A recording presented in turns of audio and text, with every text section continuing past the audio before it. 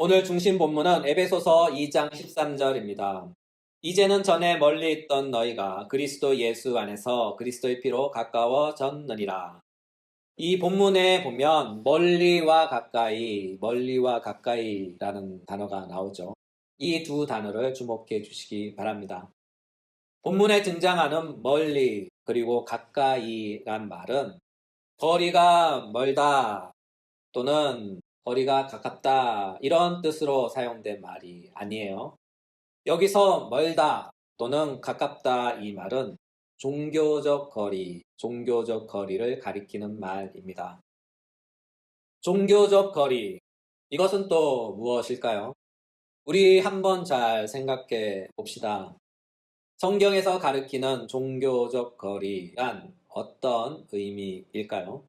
바로 하나님과의 거리를 나타냅니다. 외면적으로는 하나님과의 관계를, 내면적으로는 하나님과의 친밀함을 가늠하고 측정하는 거리를 일컫는 신앙 서술어입니다. 그렇다면 우리는 이것을 어떻게 가늠하고 어떤 방식으로 측량할 수 있을까요? 먼저 구약의 예를 살펴보겠습니다. 성경 안에서 구약 시대를 보면 하나님과의 외면적 관계와 내면적 친밀함을 측정하는 양식이 소개되어 있어요.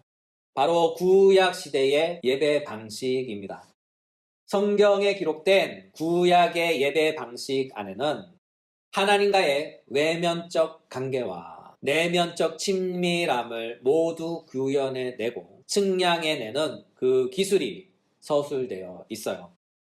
먼저 이것을 잘 설명한 설명서가 있죠.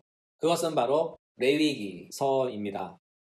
레위기서는 모세오경이라 불리는 5권 중 한 권입니다. 창출, 레민신, 창세기, 출애굽기, 레위기, 민수기, 신명기, 이 5권을 우리는 모세오경이라고 불러요. 창세기에는 이 세상의 기원과 인간의 기원, 그리고 우주의 역사의 시작과 인간 역사의 시작, 또한 하나님의 구원의 서막 등이 고스란히 기록되어 있어요. 이와 같은 이유로 우리는 성경을 읽을 때 구속사적 관점, 달리 말해서 구원의 역사라는 시각을 갖고 성경을 읽어야 합니다. 왜냐하면 성경은 하나님의 구원의 역사를 기록한 책이기 때문이죠. 이와 같은 까닭에 성경을 접근할 때 인문학적 맥락에서 접근하게 되면 큰 오해가 생깁니다. 가령 이런 식의 접근은 절대 금지입니다. 고고학의 관점 또는 철학적인 관점에서 혹은 문학적인 관점에서 또는 역사적 관점에서 말이죠. 다시 한번 강조하지만 성경은 하나님의 구원의 역사라는 큰 맥락 안에서 그리고 구원의 역사적 관점에서 꼭 필요한 사건들만 선별하여 기록했어요. 우리의 구원에 있어서 하나님께서 하신 일들, 또한 하나님께서 행하신 일들 가운데 우리 구원에 꼭 필요한 참고 자료와 같은 인물과 역사와 사건들만 모아서 고르고 선별하여 꼭 필요하고 요긴한 것들로 기록한 것이 바로 성경입니다. 이와 같은 맥락에서 성경은 창세기부터 요한계시록까지 하나의 큰 흐름을 갖고 있어요. 우리는 이것을 통일성이라고 합니다. 한원하면 구약과 신약은 같은 목적을 갖고 한 주제로 요약되는 단 한 권의 책입니다. 이것을 다시 풀었으면 구약 성경은 대략 1600년 동안 40여 명의 저자들에 의해서 쓰여졌어요. 그것도 쓰여진 시대, 지역, 사람들이 각각 다 달라요. 신분도 다르죠. 그럼에도 불구하고 성경은 놀라운 통일성을 갖고 있는데 그것이 바로 하나님의 구원의 역사입니다. 하나님이 구원을 창조하시고 하나님이 구원을 행하시며 하나님이 구원을 성취한 이야기. 이 모든 것이 바로 성경의 놀라운 통일성입니다. 구약은 무엇을 말합니까? 하나님의 구원을 말하죠. 신약은 무엇을 말합니까? 하나님의 구원을 말하죠. 교회는 무엇을 말합니까? 하나님의 구원을 말합니다. 하노라면 구약 시대에서 하나님께서 우리의 구원을 위해 무엇을 하셨나? 신약 시대에서 하나님께서 우리의 구원을 위해 무엇을 하셨나? 지금 현 교회 시대에서 하나님께서 우리의 구원을 위해 무엇을 하셨나? 이 모든 것이 성경의 주제이며 이 모든 것이 성경의 서술어입니다. 그리고 구약 시대에 그리고 신약 시대에서 또한 현대의 교회 시대에서 우리에게 구원을 베푸시고 이루시고 성취하시는 하나님, 그분은 누구신가? 즉 하나님은 누구신가 하는 것을 성경은 가르칩니다. 이로 인하여 옛 구약 시대의 성도들도 이 사실을 배우고 나누고 전했어요. 신약 시대의 성도들도 이 사실을 배우고 나누고 전했습니다. 오늘날 현대 교회 시대에서도 성도들은 여전히 이 사실을 배우고 나누고 전합니다. 바로 하나님은 누구신가? 그분께서 우리를 위해 무엇을 행하셨는가? 이것을 배우고 나누고 전합니다. 본론으로 돌아와서 모세 오경 중 한 권인 레위기서의 기능은 무엇일까요? 레위기서는 하나님과 사귀는 법을 기록한 책입니다. 오늘 본문과 연계하면 첫째, 하나님과 외면적으로 친밀함을 갖는 방법을 진술했어요.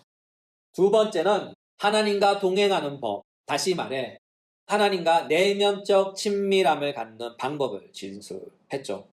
이로 인하여 첫 번째 방식은 예배의식, 곧 구약시대의 제사의식과 관련이 있고요.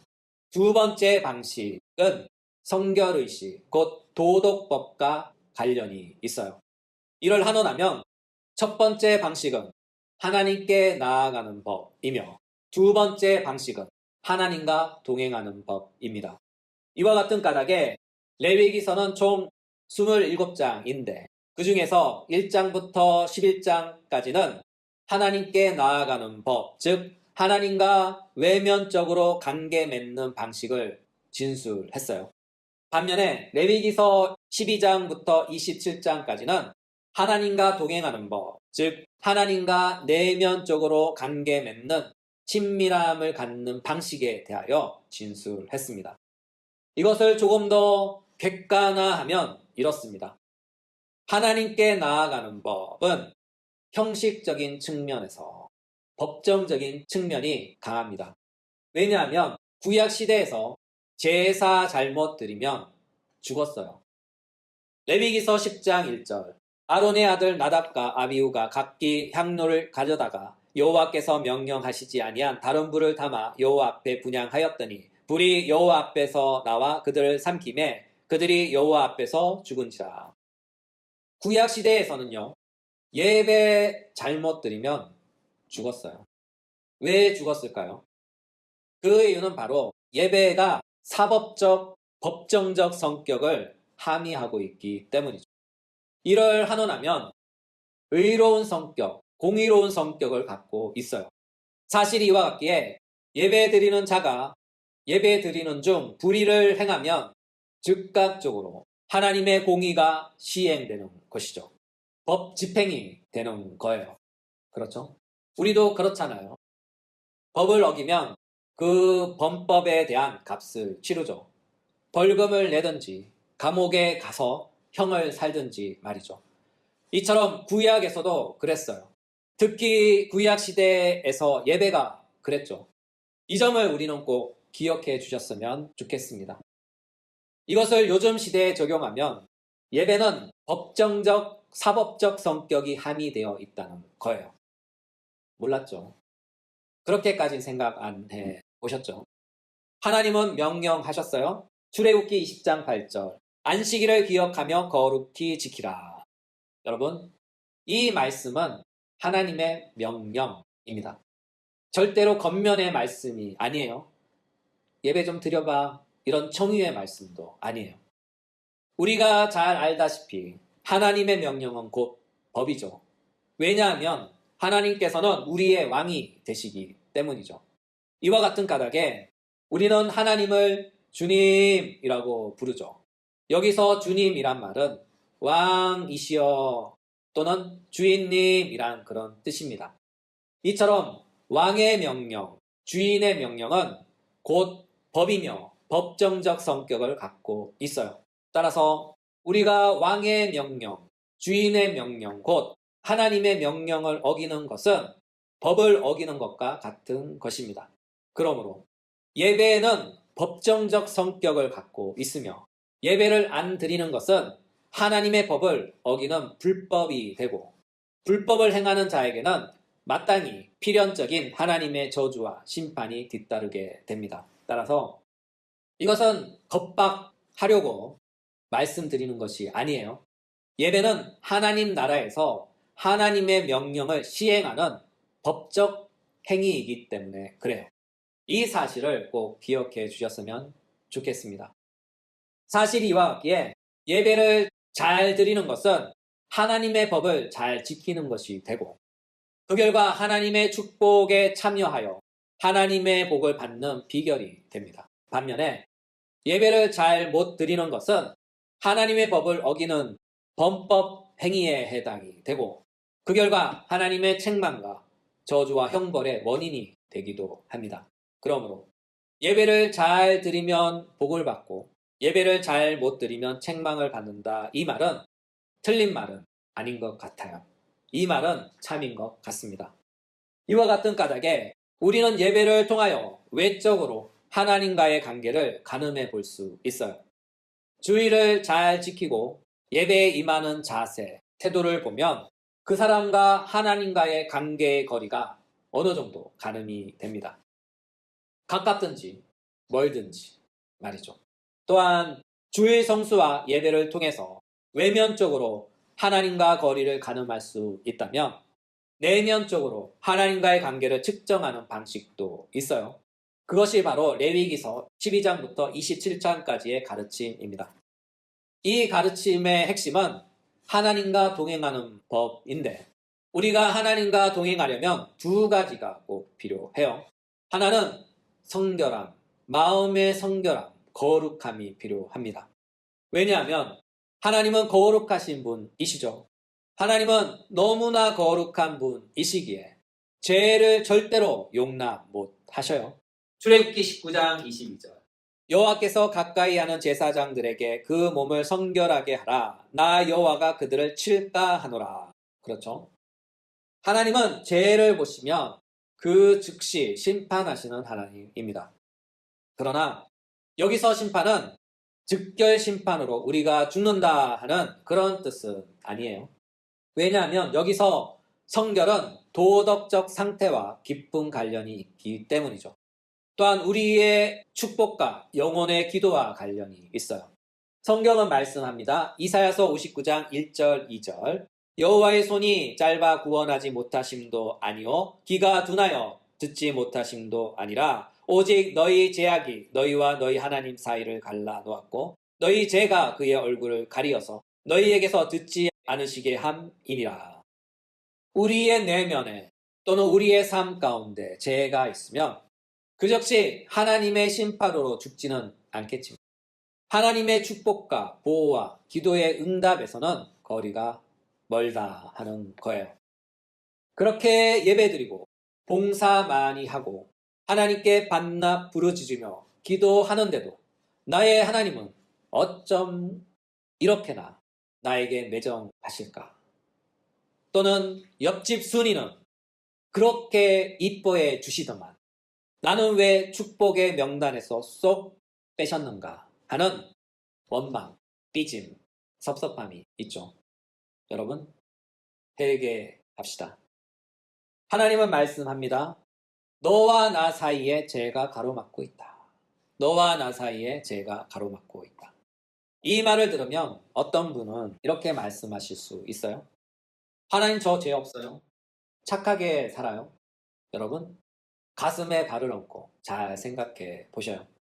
진정 그러한가? 정말로 그러한가? 그리고 판단 기준을 세상의 잣대 또는 귀에 걸면 귀고리, 코에 걸면 코골이인 우리 마음의 잣대로 자신을 판단하지 마시고 성경이라는 절대적인 잣대로 우리의 양심을 측정해 보셔요. 구약에서는 이것을 십계명으로, 신약에서는 이것을 산상수훈으로 하나님께서 구체적으로 선명하게 콕 집어서 설명해 놓으셨어요. 구약의 십계명을 다 설명할 수 없지만 그 십계명의 내용을 대표할 말씀을 소개하면 이렇습니다. 시편 1편 1절 2절 복 있는 사람은 악인들의 꾀를 따르지 아니하며 죄인들의 길에 서지 아니하며 오만한 자들의 자리에 앉지 아니하고 오직 여호와의 율법을 즐거워하며 그의 율법을 주야로 묵상하는 도다.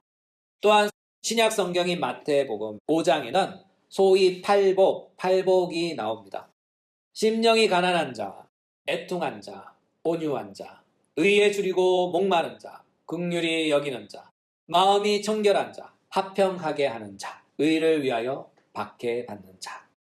여기에 진술된 복들은 모두 다 성령으로 말미암아 열매 맺고 이루어지는 영적 복의 열매들입니다. 이 모든 것들은 바로 내면의 성결, 곧 거룩함과 깊은 관련이 있어요. 이처럼 우리가 세상의 기준, 내 마음의 기준이 아니라 하나님께서 제시하시는 절대적인 기준으로 하나님의 도덕법에, 성결법에 비추어서 자신의 생각과 행동과 태도를 측정해 봐야 합니다. 그러면 내가 어디서 무엇이 삐딱하구나 하는 이 사실을 깨닫게 되는 거예요. 그리고 잘못된 부분, 삐딱한 생각, 삐딱한 의지, 삐딱한 태도, 마음을 하나님께 내어놓고 겸손하게 그분께 자비로운 용서를 구하시길 바랍니다. 그러면 한량없는 자비의 하나님께서, 많은 물 같은 긍휼이 풍성하신 하나님께서 당신께 용서를 구하는 자녀들에게 너그럽게 넉넉하게 용서해 주실 것입니다. 이와 같은 까닭에 하나님을 섬기는 신자에게 죄가 있다면 그 죄로 인하여 그는 불의하게 되고 그의 불의함 때문에 그는 하나님과 동행할 수 없다는 거예요. 또 다른 하나는 마음과 관련이 있죠. 앞의 것은 마음의 상태, 영혼의 상태에 관한 것이었고 뒤의 것은 마음의 태도에 관한 거예요. 우리는 하나님을 향한 우리의 마음을 어떻게 측량할 수 있을까요? 하나님께 하는 짓을 보면, 하나님께 하는 태도를 보면 알 수 있어요. 하나님을 향하여 이쁜 짓을 하는지, 하나님을 향하여 안 이쁜 짓을 하는지, 또는 그분을 대하는 나의 태도와 습관에서 하나님을 향한 내 마음의 친밀함의 거리를 측량해 볼 수 있어요. 하나님을 소중한 분으로 생각한다면 우리의 태도는 조심스럽고 무거울 것입니다. 반면에 하나님을 별로 안 소중하게 생각한다면 우리의 태도는 가벼울 것입니다. 가령 이런 것이죠. 하나님과의 약속은 언제나 부도수표입니다. 하나님보다 친구가 더 소중하기에 하나님보다 늘 친구가 우선입니다. 내 성공이 하나님의 일보다 앞서기에 내 성공을 위해서라면 하나님의 일은 언제든지 나중입니다. 여러분, 태도가 본질이다, 태도가 본질이다 하는 말이 있어요. 맞는 말 같아요. 여러분께서 상대방을 어떻게 생각하느냐 하는 것은 내가 그 사람을 어떤 식으로 얼마만큼 생각하고 대하느냐 하는 것을 보면 대충 가늠해 볼 수 있어요. 소중하면 소중하게 대할 것이고 안 소중하면 안 소중하게 임의대로 내 편한 대로 대할 것입니다. 우리의 태도가 하나님과의 친밀함의 거리를 말해 줍니다. 내가 하나님과 가까운지 아니면 멀든지 냉철하게 객관적으로 잘 생각해 보셔요. 내가 하나님을 소중한 분으로 생각한다면 그분과 또한 그분과 관련된 모든 것들을 소중하게 여길 것입니다. 반면에 내가 하나님을 별로 안 소중한 분으로 생각한다면 그분과 또한 그분과 관련된 모든 것들을 소홀히하며 아무렇지도 않게 취급할 것입니다. 여러분, 태도가 본질을 결정합니다. 하나님에 대한 우리의 마음이 얼마만큼인지, 그 크기가 어떠한지 우리의 태도가 보여주고 있던 것이죠. 우리 주님은 이 땅에 계실 때 이런 말씀을 하셨어요. 누가복음 7장 48절. 내가 내게 말하노니 그의 많은 죄가 사하여 졌도다. 이는 그의 사랑함이 많음이라. 사함을 받은 일이 적은 자는 적게 사랑하느니라. 마태복음 7장 12절. 무엇이든지 남에게 대접을 받고자 하는 대로 너희도 남을 대접하라. 이것이 율법이요 선지자이니라. 이 말씀을 적용해 보면 우리가 하나님을 사랑하는 그의 사랑의 크기를 어떻게 측량할 수 있을까요? 하나님을 향한 나의 태도를, 우리의 행함을 보면 그것을 통해 하나님을 향한 우리의 마음의 깊이, 사랑의 깊이를 증량해 볼 수 있습니다. 나의 우선순위가 그 무엇보다 하나님이라면 그는 하나님을 그만큼 사랑하는 것입니다. 그는 목숨을 다하고 뜻을 다하고 온 힘을 다하여 하나님을 사랑하는 자입니다. 없는 시간을 내서라도 하나님께 헌신하고 봉사하는 사람입니다.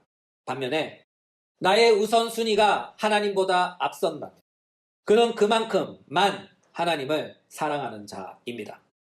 시간 날 때 사랑하고 시간 날 때 예배드리고 시간 날 때 봉사합니다. 왜냐하면 하나님은 나에게 있어 소중하긴 하지만 내 것보단, 내 일보단, 내 성공보단 소중하지 않기 때문이죠. 여러분, 하나님을 향한 나의 태도가 하나님에 대한 나의 마음의 거리를, 친밀함의 크기를 보여줍니다. 이 사실을 꼭 기억하시기 바라요. 이번 한 주를 살아가면서 하나님과의 종교적 거리가 가까워 하나님의 친밀한 이웃으로 살아가시길 예수님의 이름으로 부탁합니다.